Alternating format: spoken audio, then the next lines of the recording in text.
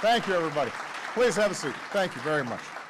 Thank you to Ursula and all the board members here. We are so excited about this initiative, and I want everybody to also know that I've got one of the finest secretaries of education, I think, in the history of this country, and Arnie Duncan, and he is excited about it as well. So I hope you don't mind, before I begin, I just want to comment on a vote that just took place a little while ago in Congress. I want to thank the Senate for finally passing the Small Business Jobs Bill that had been held up for months by partisan delay. It's going to make a difference in millions of small business owners across the country who are going to benefit from tax breaks and additional lending, so companies have the capital to grow and hire, and this is really welcome news. Now, these tax breaks and loans are going to help create jobs in the short term. But the reason all of us are here, companies large and small, is to talk about an issue with far-reaching consequences for our economy in the long run, and that's the education of our children. It's an incredibly impressive gathering that we have here. We've got dozens of leaders from the business community who are part of today's announcement. We're joined by talented and enterprising students. Where are the students? Raise your hands. Yeah, we're very proud of you guys.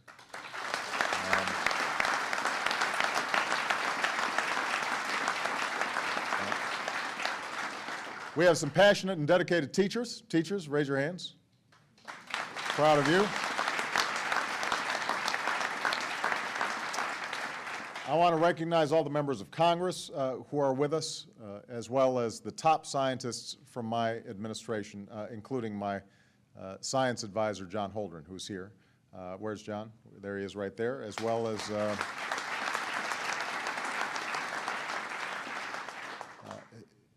and in addition, we've got, and this is obviously the coolest thing, we've got two trailblazing astronauts in Sally Ride and Mae Jemison who are here. So we are just honored to have all of you here at the White House. We're here for a simple reason. Everybody in this room understands that our nation's success depends on strengthening America's role as the world's engine of discovery and innovation. And all the CEOs who are here today understand that their company's future depends on their ability to harness the creativity and dynamism and insight of a new generation. And that leadership tomorrow depends on how we educate our students today, especially in science, technology, engineering, and math. We know how important this is for our health, it's important for our security, it's important for our environment, and we know how important it is for our economy. As I discussed this morning with my export council, our prosperity in the 21st century global marketplace depends on our ability to compete with nations around the world, and we are never going to win that competition by paying the lowest wages or simply by trying to offer the cheapest products. We're going to win by offering the most innovative products. We're going to win by doing what we do best, which is harnessing the talents and ingenuity of our people to lead the world in new industries. That's how we can create millions of new jobs, exporting more of our goods around the world. Now, as any one of the scientists, CEOs, and teachers here will tell you, this kind of innovation isn't born in the boardroom or on the factory floor. It doesn't begin in a basement workshop or a research laboratory. That's where the payoff happens, but it starts long before. It starts in a classroom. It starts when a child learns that every star in the night sky is another sun. When a young girl swells with accomplishment after solving a tough math problem. When a boy builds a model rocket and watches it soar. When an eager student peers through a microscope and discovers a whole new world. It's in these moments that a young person may discover a talent or a passion that might lead to a career. It's in these moments every day that our nation, our promise as a nation is realized. And it is in these moments that we see why a quality science and math education matters, why it is absolutely critical to us. Now, despite the importance of education in these subjects, in recent years we have been outpaced by our competitors. There is no disputing that. One assessment shows American 15-year-olds ranked 21st in science and 25th in math when compared to their peers around the world. Yet for years, we've failed to address this challenge. There's been some talk about it. There have been some white papers and some reports about it, but we haven't solved it. And instead, we've oftentimes gotten into tired arguments traded across old divides. And parents and students and teachers have been basically left to accept that mediocrity was the best that America could do. And we've got some islands of excellence, but we assume that we can't substantially turn this around. The cost of this inaction is immeasurable. The inventions that are never built, the businesses never started, the cures never discovered, the sparks of imagination never lit. The brimming potential squandered because we failed to come together for the sake not just of our children, but for the sake of our future. Now, I ran for president because I believe we cannot accept this failure of responsibility. I believe, as all of you do, and that's why you're here today, that America doesn't play for second place. And we certainly don't play for 25th. And that's why as soon after I took office, I set this goal for our nation. We will move from the middle to the top of the pack in math and science education over the next decade. And we are on the way to meeting this goal. Under the leadership of Arne Duncan, a man who's devoted his life to the idea that every single child deserves a world-class education, we launched an initiative called Race to the Top. Under Race to the Top, states are actively competing to produce innovative math and science programs, raising standards, turning around struggling schools, recruiting and retaining more good teachers. At a difficult time for our nation, when budget cuts across America have threatened the jobs of countless teachers, we've also fought some tough opposition to save hundreds of thousands of educator and school worker jobs. These are folks in the classroom right now because we refuse to accept a lesser education for our children, even at a time of economic hardship. Today, my Science Advisory Board, which is represented here by Eric Lander and Jim Gates, released a set of recommendations to recruit and train more great teachers over the next decade and to promote breakthrough innovation in math and science education. And it was a terrific report. I sat with Eric this morning and got a full briefing on it. And there are so many promising ideas out there, proven ideas that can work if we apply the will to it. And I'm asking Arne Duncan and Dr. Cora Merritt, Acting Director of the National Science Foundation, to take a look at all these recommendations closely and then start figuring out how can we implement them. What I've also said for a long time is that our success will not be attained by government alone. It depends on teachers and parents and students and the broader community. It depends on us restoring an insistence on excellence in our classrooms and from our children. And that's why last year I challenged scientists and business leaders to think of creative ways to engage young people in math and science. And now they are answering the call. All across this country, companies and non-profits are coming together to replicate successful science programs.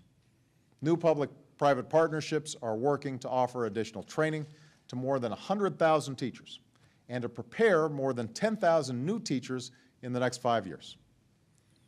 Media companies are creating content to inspire young people in math and science. And businesses are working with nonprofits to launch robotics competitions and other ways for kids to make things and learn with their hands. So now we're building on this effort. The business leaders gathered in this room with this board at the helm are launching a new organization called Change the Equation to help our country reach the goal of moving to the top in math and science education. It brings together a coalition of more than 100 CEOs from the nation's largest companies who are committed to bring innovative math and science programs to at least 100 high-need communities over the next year. And by the way, they're doing this not only out of a sense of duty to the country, not only because it's the right thing to do, but they've got a self-interest in it.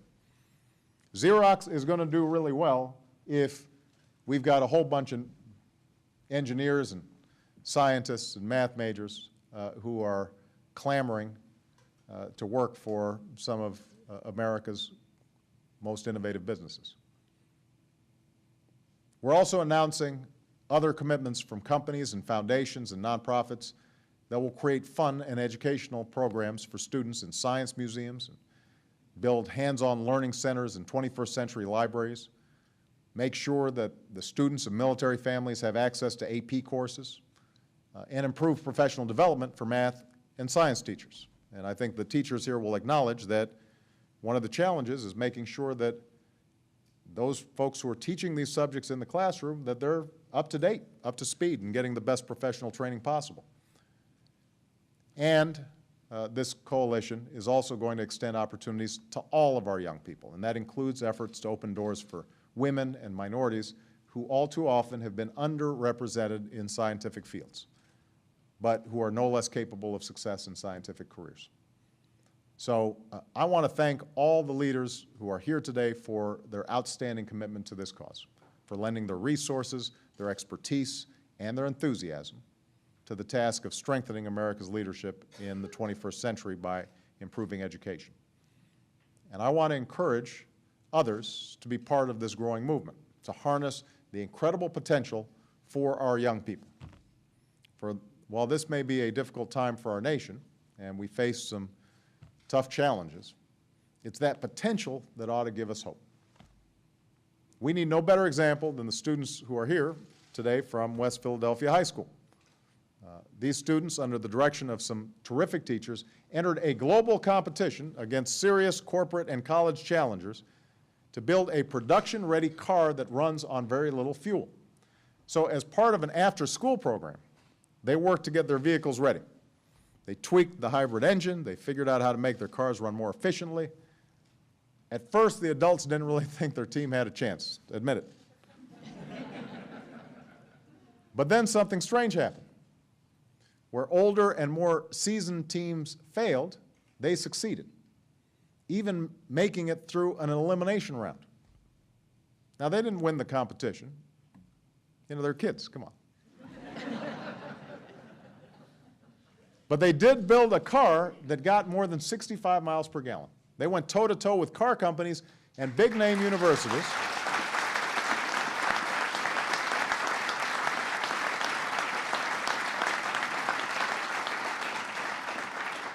Went against big-name universities, well-funded rivals. They held their own. They didn't have a lot of money. They didn't have the best equipment. They certainly didn't have every advantage in life.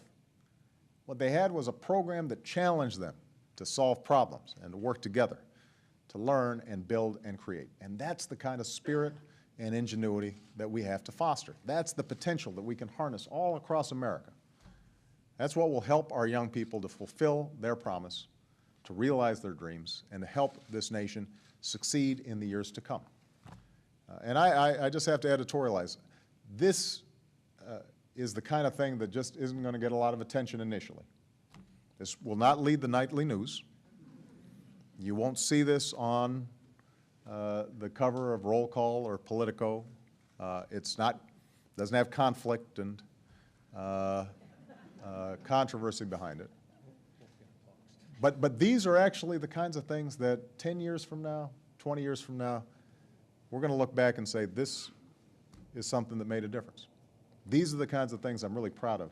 It doesn't get a lot of fanfare, but from the bottom up, it's making a huge difference in our country. And so I just want to thank all of you who are here for your participation.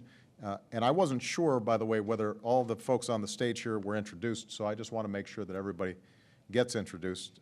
In addition to Ursula Burns from Xerox, I want to thank Rex Tillerson of ExxonMobil, Craig Barrett, who's the former Intel CEO, Antonio Perez of Kodak, Glenn Brent from Time Warner, and somebody who's not on the stage but is going to be the CEO of Change the Equation, Linda Rosen.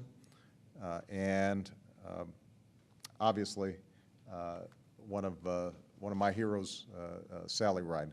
We are just so grateful to them. We're grateful to you. Let's go get this thing done. Thank you very much, everybody.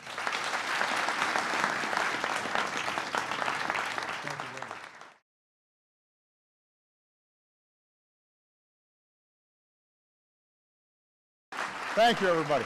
Please have a seat. Thank you very much. Thank you to Ursula and all the board members here. We are so excited about this initiative, and I want everybody to also know that I've got one of the finest secretaries of education, I think, in the history of this country, and Arnie Duncan, and he is excited about it as well. So raise your hands. Yeah, we're very proud of you guys.